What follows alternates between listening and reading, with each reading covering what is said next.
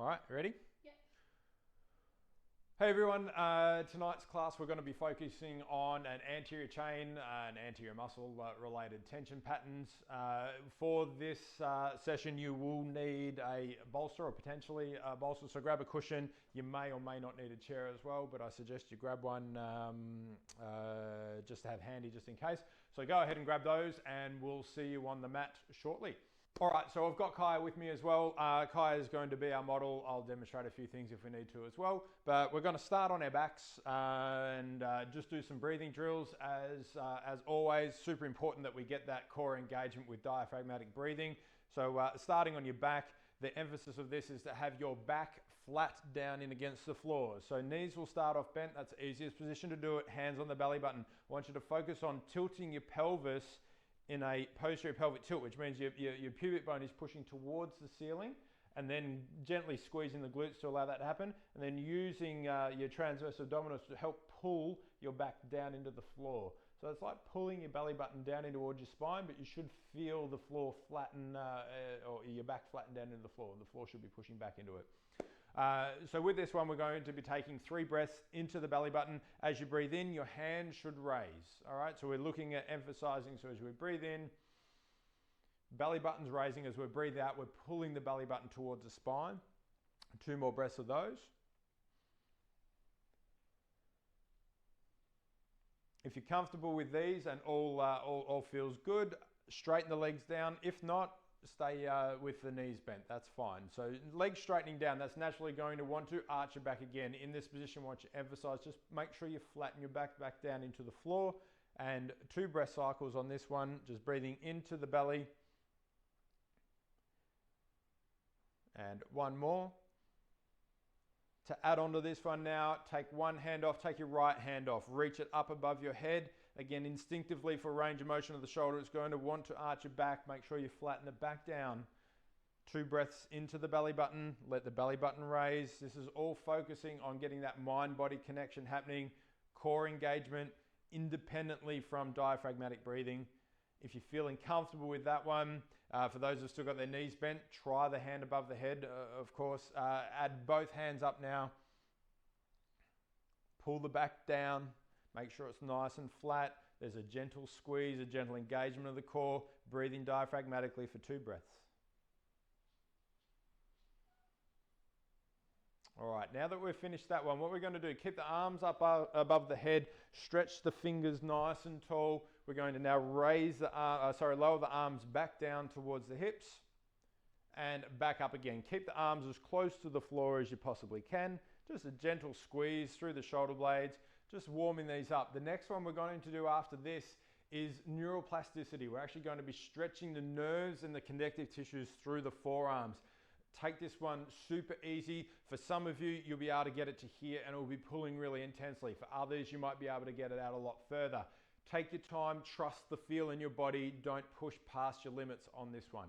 So the cues for it, flatten the back down. Okay, just in case it's arched, your mind will want to arch through the back there. Flatten the back down. We're going to make penguin hands, as Kaya calls it. She thought it was a good one. So with it, we're going to make sure that we're trying to push the heel of the palm out as far as you can. Extend the wrist backwards, pull the fingers back. So they should be all splayed and pushing down by your sides. Arms as straight as they can possibly go. Wrists extending and fingers pulling back as far as they can go. This is a really hard engagement. Keep the back flat. Make sure you continue to breathe diaphragmatically.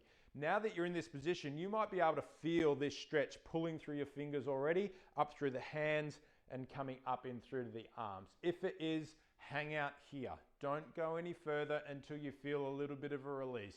But on the breath cycles, take a nice deep breath in. On the breath out, slightly move the hands out a little bit further. See how far you can get. Take another breath in. Breathing out, keep challenging it. Pull the wrist backwards, pull the fingers backwards, pull the back down towards the floor.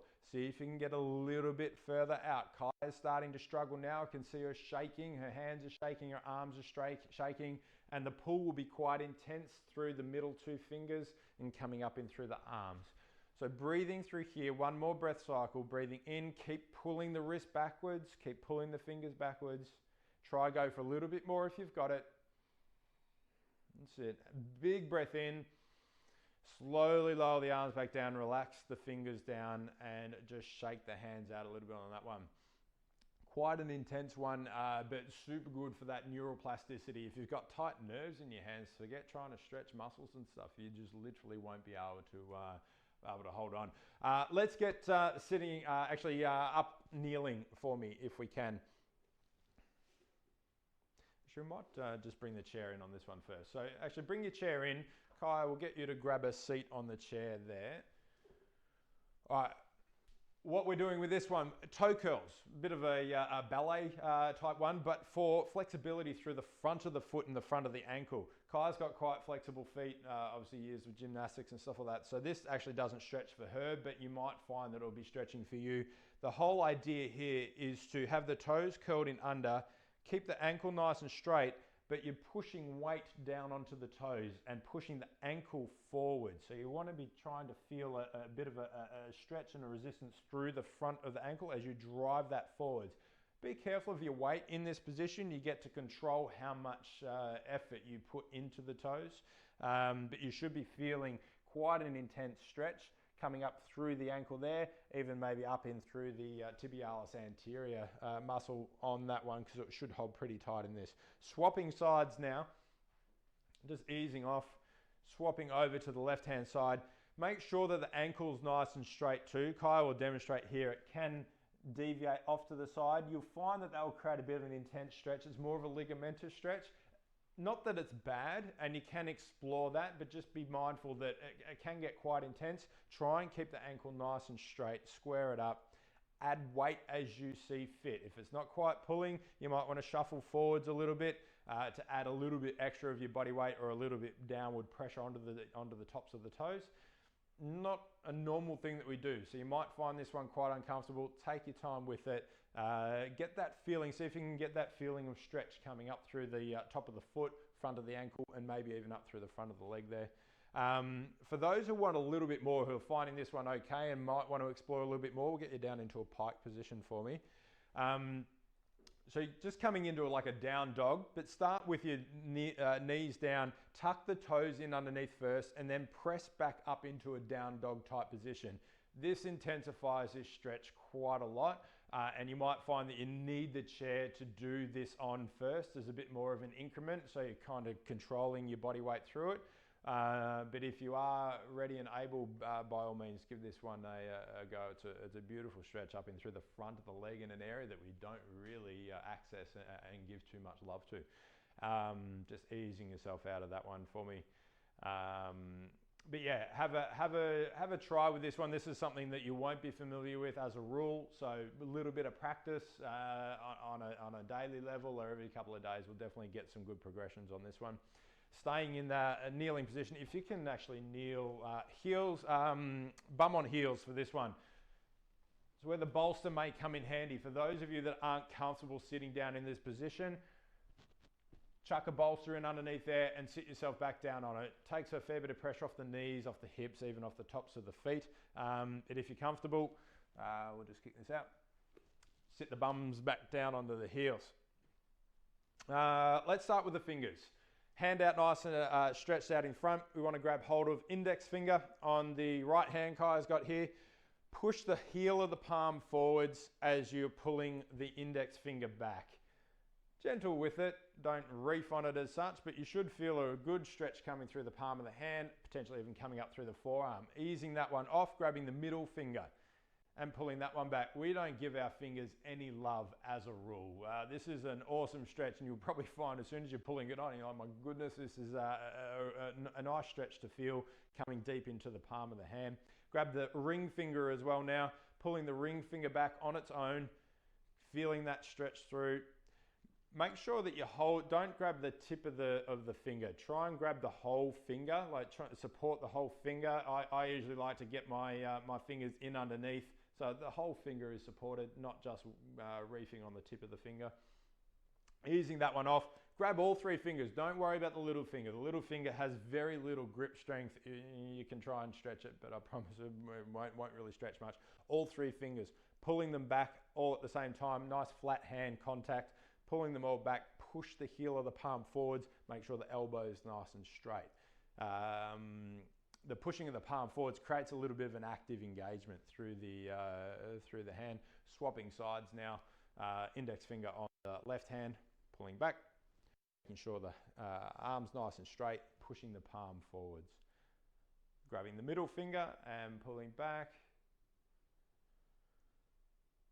And the ring finger.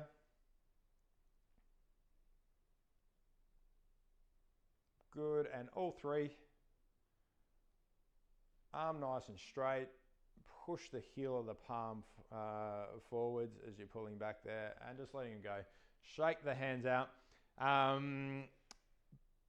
In this position now, come down. I want hands on the floor and fingers facing towards the knees. Stay side on, that's fine, I think, yeah. So hands forwards for me. Yeah, in this position here, if you can copy Kai, just coming back.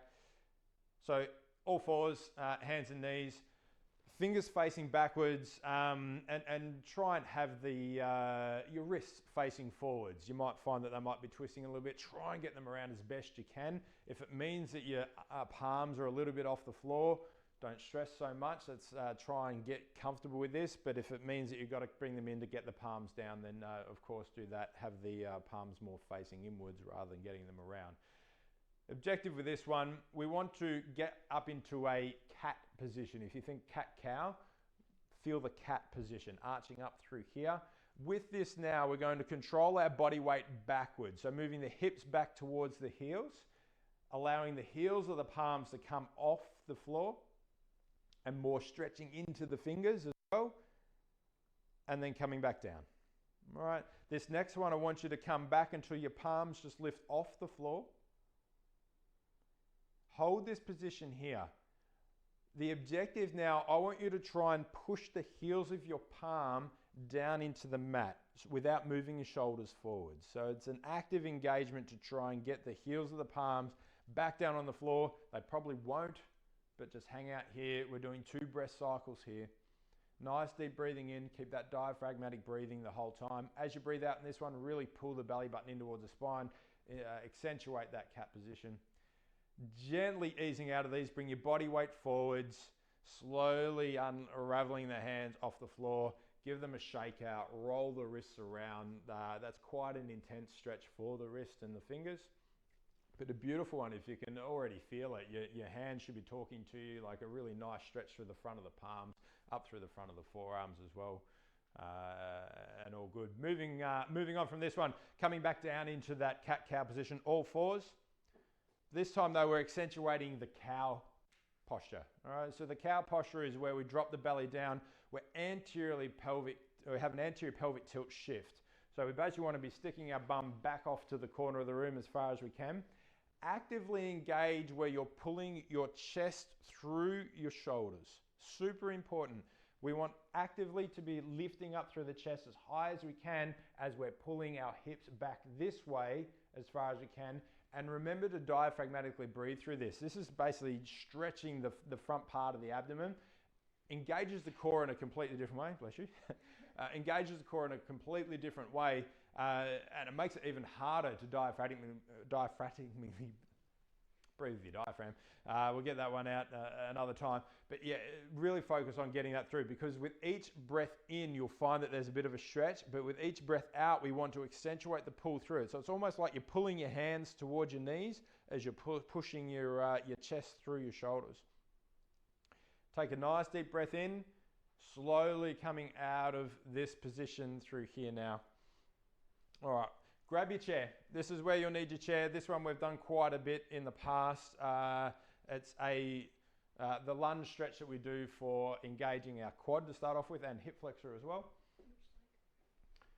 Keep your right leg. So we're going to have right leg down on the ground, left leg's going to come forwards. Your left hand's going to want to stabilize onto the chair purely for balance. It's the only reason we've got it here.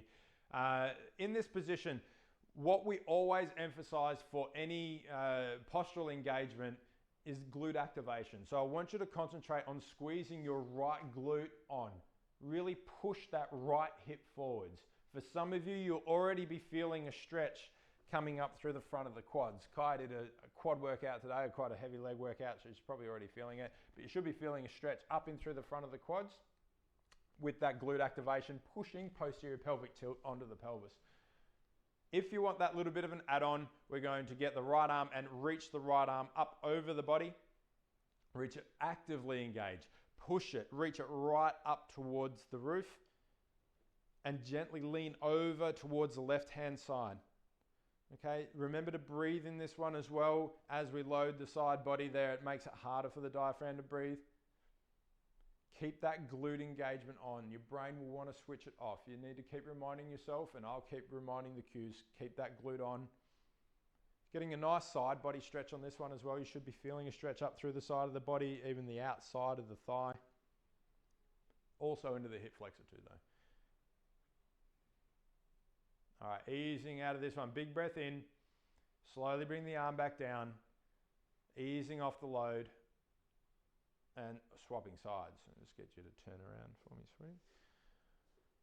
All right, so this one, left leg is down on the floor, right leg will come forwards. Right hand is supporting down onto the chair. Same setup. The knee is just behind the hip. All right, so we don't have to be too deep in the lunge. If you can show me a real deep lunge, sweetie. That's not going to help the purpose because what we want is active engagement of a posterior pelvic tilt. As soon as we drop the hip forwards like that, we'll lose that. So coming up, knee should be just behind the hip, actively squeeze the left glute on. Once you've got that active on, if you feel like you want to, you can lunge further forward to get more of an active stretch coming through the quad or through the hip flexor. All right, but for this particular stretch now, just hang here. You should be able to feel the stretch come up through the quads. If you want that little bit of an add-on for that hip flexor and side body, reach the left hand up, actively engage it. We're reaching, we're pushing towards the sky the whole time. Remember to breathe and gently lean over towards the right hand side as well. Open up that side body, keep squeezing that left glute, keep pushing that left hip forwards through this whole exercise. 2 more breath cycles here.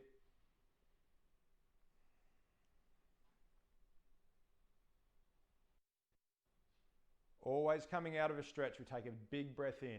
Big breath in first, ease the arm down, come out of it the way that you went into it. Slowly coming out. All good, we'll move the chair off to the side. Excellent, alrighty. Coming down into a Sphinx pose. So laying on your tummy, and we're gonna have our forearms down onto the mat. The most important thing that we're going to emphasize here is active glute engagement, posterior pelvic tilt. For any of you that when you come up into an extension position like this, that you feel back pain, the likelihood is you don't have active glute engagement or a good position of your pelvis, so you're compressing the lumbar spine. A very common thing that we come across and a simple fix for it is getting your pelvis into the right position first. If you can engage your pelvic and hip core, your spine can move independently. So we're going to focus on that. Just lower your chest down for me first. So before you almost rest your head down. So with Kai lying down on her tummy, if you are feeling some compression, go completely out of the position. All right? Squeeze the glutes on actively. All right, so actively squeezing on, now lifting yourself up. That's holding this pelvic core. I always talk of 4 cores: core in the ankle, hip and pelvis, trunk and scat. This one is your pelvic and hip core. Hold it on and it will allow this one to move independently, okay? So coming up, what we're looking for in this one is to actively pull the chest through the shoulders, all right? So pull your elbows, even though they won't move, actively engage to pull your elbows in towards your tummy. As you pull your chest up through, keep squeezing on through here, push your hips down into the mat, actively keep on lifting the chest through. We're going for 2 breath holds. 2 breath cycles, excuse me. Each time you breathe in, try and create more space. Lift the chest even higher. And as you breathe out, challenge it more. Squeeze the glutes more. Lift the chest more. Get that little bit extra. Go for 1 more breath cycle. Breathe in, extra space, lift up, pull the elbows towards the tummy. Big breath in, slowly easing down. Stay in this position though, because what we're going to do is come up into a seal pose. Squeeze your glutes on. The seal is for that extra benefit for you. If you found that the Sphinx is enough, stay there. Try though, walk your hands out a little bit further for me, sweetie. All right, you can try coming up into the seal pose where the hands are more forwards. It's less compression onto the lower back, or it allows you to get a little bit more stretch through the front. Keep the glutes active, pushing up through. If you want more, walk the hands in a little bit closer. All right, so bring the hands back in further, walk them in, good. Actively pulling the chest through or pushing the chest through. Try and lift the chest up as high as you can, actively squeezing the glutes, push your hips and pelvis down into the floor. 2 more breath cycles here. You see with Kai too, nice lengthen of the neck. Don't have your chin tucked down and don't have it extended too far. It's a nice lengthen of the neck. That's a feel thing too. If you feel like you want to bring your head right back, go for it, but only by feel. Big breath in, slowly lowering down out of this pose and coming back into an extended puppy pose, which is basically push your heels back, push your bum back over towards the heels, reach the arms out forward. This will be a nice extension through the spine, especially flexion through the hips, while still keeping a good extension through the spine. All right, extended puppy pose. This is a really nice one to still work on actively engaging the chest down through the shoulders. So in this position here, we want to be pushing our hands down into the mat whilst trying to pull the chest further down towards the floor. A tricky one to breathe in again, just because of the position of the diaphragm. But we want to be actively engaging, so we're trying to push the hips out to the back corner of the room, pushing the hands down in through here, so we're actively engaged through the arms, and then trying to use our rib cage and our core to help pull our chest further down towards the mat. So we're trying to pull the ribs right down towards your hips. Active core engagement. All these positions have active engagement that creates reciprocal inhibition. Things that we've spoken about before, for your bicep to contract, your tricep has to lengthen. So we're trying to get our mind-body connection here to allow your body to open up simply by contracting muscles to help the reciprocating side open up. 2 more breath cycles on this one.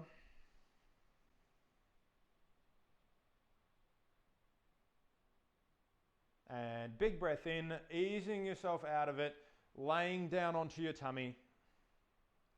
Going for an active engagement on this one. So this is a muscular engagement. You can call them skydivers if you like. 2 positions that we can go into. Might do a lesser one first.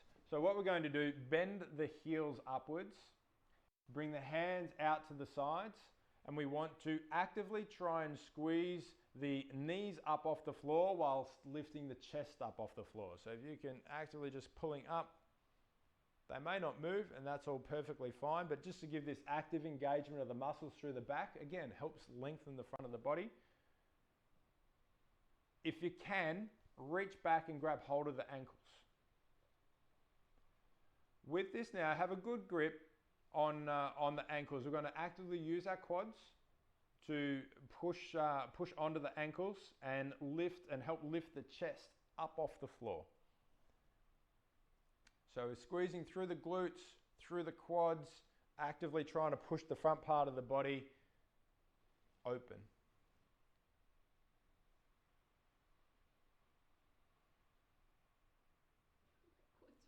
Quads are sore. Yeah, the workout today is starting to catch up with Kai now. All right, big breath in, easing out of that one, lowering it down, letting the legs shake out. Beautiful. All right, coming up into a Sphinx pose again. So this one's more active for the quads, the front fascial chain of between the knee and the hip. What we're going to do, bring the right arm so it's on a bit of a 45 in front of your body, and actively bring your left heel towards your bum. All right, pull it in. Use your hamstring first. All right, I want you to actively use the hamstring to try and pull that heel towards your bum. If you're cramping in the hamstring, I would suggest we need to be doing this a little bit more. It's purely just a foreign functional pattern for you. where relying too much on leverage has no hamstring engagement. So it's really important that we learn how to engage the hamstring to get to a good point for quad flexibility. That leads towards the mobility term, where we've got good range of motion and coordination of that range of motion, rather than just being actively able to do so, or passively being able to do something. For a little bit of an add-on, reach back with your left hand, grab hold of the ankle just to create a little bit more leverage. What's really important here, Kai is doing it now, actively pulling the chest through, squeezing the left glute. Okay, make sure that we've got this active engagement through pelvic core, obviously up through the chest core as well. Sorry if I'm hitting the mic here with my hand. I keep putting my hand on my chest. Lifting the chest up, actively engaging the left glute, squeeze it forwards, pulling the ankle towards the bum for a little bit of leverage. If you want that little bit extra, pull the heel towards your bum more. For those that have got good quad flexibility, you can turn your hand around, have your fingers overlapping your toes, lift your elbow up and push down onto the top of your foot. Don't crank through your shoulder so much, but the quads are a big, strong, powerful muscle. They can handle this load so long as you've got the flexibility. Squeeze the glute on, make sure your pelvis is in good position. Lift the chest forwards and upwards, still challenging. You're creating resistance through all chains of the body. Easing that one out. Swapping sides, bring your left hand into a 45 in front of the body. Actively engage the right quad first, or sorry, right hamstring, I guess. Pulling the right heel towards the buttock. Lifting the chest up, actively engaging the chest through. If you want a little bit of an add-on, grab hold of your right ankle with your right hand. This can get quite intense for some of you, so don't stress if you can just demonstrate it for me, sweetie. If you literally have got your foot back here somewhere, don't stress. If you can just grab a little bit of it. If you can't grab it at all, maybe have a strap or a belt, something that you can loop around that you might be able to just get that little bit extra bit of leverage to help assist with it. But objective, getting the heel towards the bum, and if you can, bringing the fingers around. Lifting the elbow up nice and high and pushing down and through. It takes a long time to get the quads to be this flexible, but it's one of those things, it's such a big, strong, powerful muscle that if we can get great length out of them, your range of motion and your mobility potentials will increase through the roof. Anything from lunging, squatting, anything that we're going to be using the quads powerfully for, get better range of motion. Easing out of that one. Beautiful. All right, we're just going to bring the chair in. Again, some of you may need the chair, some of you may not. This is just purely an option to start off with. I'll actually bring the chair in behind you here. So what we're going to do, we're going to reach behind, shuffle forwards a little bit more for me. No, go the other way. Yep, I'll just bring the chair a little bit into the middle of the screen there. Fingers facing backwards, away from you. All right, arms will be nice and straight. Squeezing the glutes on. First thing first, squeeze the glutes on, actively push your pelvis into posterior pelvic tilt, driving the hips forwards. Second is to lift the chest up and through. This may already be getting really intense for you. You should be feeling it through the front of the shoulders. You might be feeling it down through the biceps. You could be feeling it down in through the forearms as well. Active engage, keep pushing and driving the hips forward, keep lifting the chest up nice and high, lengthen the neck. Remember to breathe. Diaphragmatic breathing. 2 breath cycles on this one. Deep breath in, and on the breath out, challenge a little bit more. The breath in creates space. As you breathe in, it should create some space. As you breathe out, challenge the resistance of the muscles. Keep squeezing the glutes to push the hips forward. Keep pulling to the chest through the shoulders to what you can feel. All right, this is all by feel. Go to the levels that you can. Nice deep breath in. And easing out of it. There is an add-on for this one for those that feel inclined. You just scooch a little bit forward. You don't actually need the chair as such. Sitting down onto your bum, bring the feet forward. So down to your bum, bring your feet out in front. Yep, fingers facing backwards. Yeah, so this one might just create a little bit more leverage. You would now lift your bum and take it more towards your heels. and really just driving that chest through, reaching those arms back. You can try with the arms wider even if it helps, go by feel. But yeah, with this one here, really just trying to actively pull the chest through the shoulders as you're leaning back. So that's it could be more intense with this one. It may not be, depending on how long your arms are. We're all built a little bit differently anatomically with all this. Coming back to the chair, easing out of that one. Coming back to the chair. This one we're going for more of a camel pose, more of a yoga type pose. The fingers will be facing towards you on this one. Objective of it, squeeze the glutes on, push the hips forwards, lifting the chest forwards through as well. Slightly different feeling in the shoulders. It will stretch in a just ever so slight different way. But it's a nice active one to challenge, to lead more into a back bend. All right, this is where we're looking for in this one. Actively pushing the chest through, actively squeezing the glutes through. Kai's about to tip the chair over. She's got a fair bit of resistance going in through there. For those who want a little bit of an add-on for this one, I'll just move the chair away, come up onto make sure your toes are curled underneath, bring the hands back down onto the heels. Okay, that's it. Good. Hands onto the heels, glutes are on, squeezing, pushing the hips forward. The chest is lifting, the neck is long. All right, actively engaging through. Remember to breathe in this one. Wherever in an extension position, we need that posterior pelvic tilt. Makes it harder to breathe, but it's a focus. If you want a little bit of an add-on again, if you're comfortable in this position, some people have great back bend flexibility. If you want a little bit of an add-on for this one, just simply lower the feet down. So the feet are flat, tops of the feet are flat onto the floor. And again, driving the hips forward, lifting the chest up. But yeah, just make sure that you focus on your breathing through here and don't let the engagement go at any time. To come out of this one, you can just ease yourself forward, like walk your hands up through your legs a little bit more, just to bring your upper body up. You may find that rolling out to the side could be an option as well. How are the quaddies? Yeah, feeling it through there. So that's a really good one to work up into a real back bend type pose. So yeah, but really good for actively stretching out through the shoulders too. All right, just moving the chair out of the way. Going into a lunge again from what we did to start off with.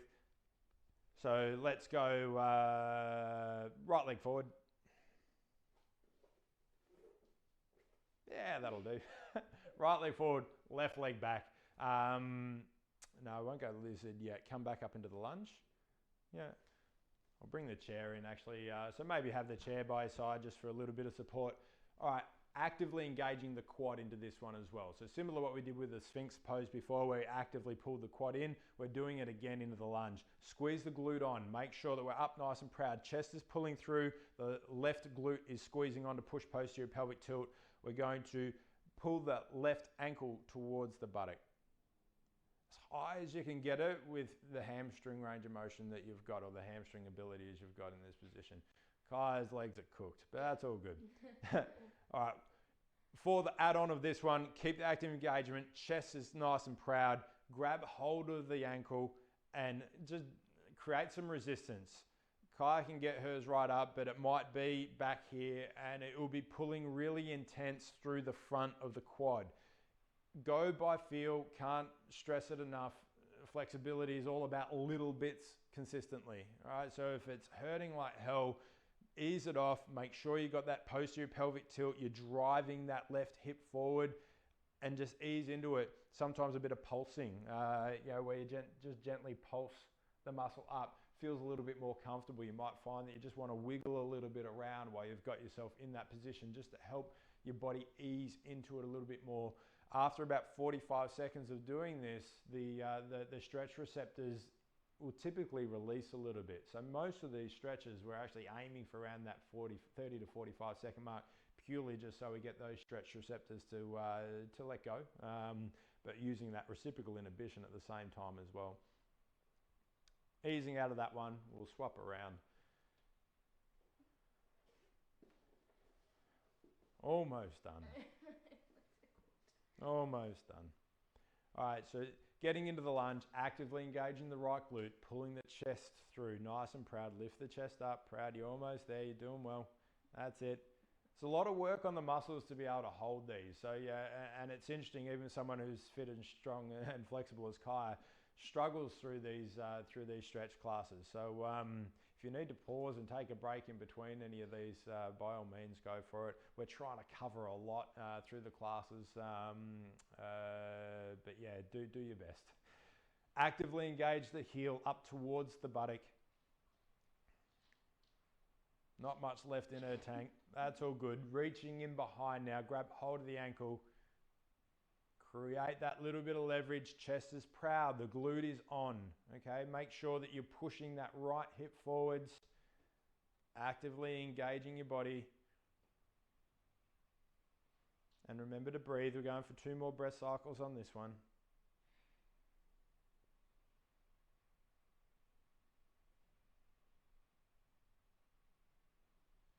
Big breath in, slowly lowering the leg back down, rolling out of it.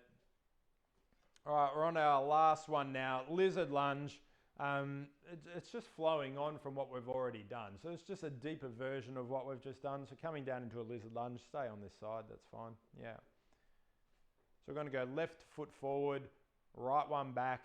The objective, squeeze right glute on. The right glute is going to help activate posterior pelvic tilt to push the right hip forwards. That's going to get the best activation for quad stretching and hip flexor stretching in a good healthy position where we can allow for extension through the lumbar spine without compression, and it allows us to be really proud through the chest.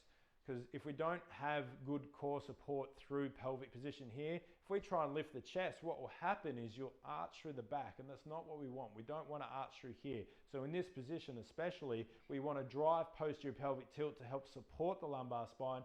So when we do lift the chest, it extends through the thoracic spine, doesn't compress through the lumbar spine.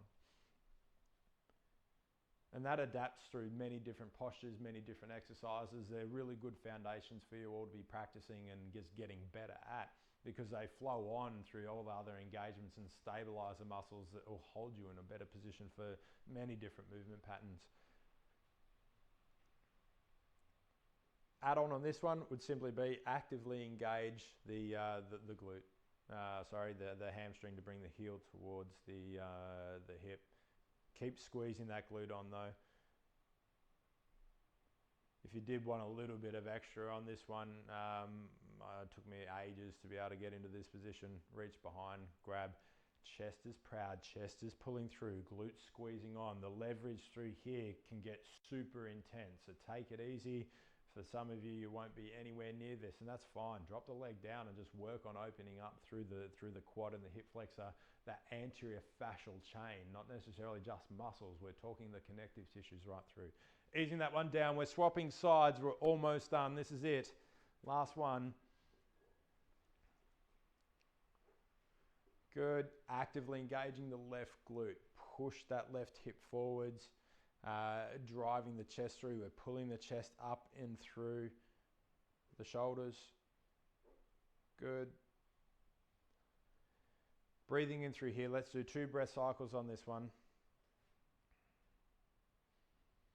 Keep squeezing that left glute on. Keep pulling that chest through.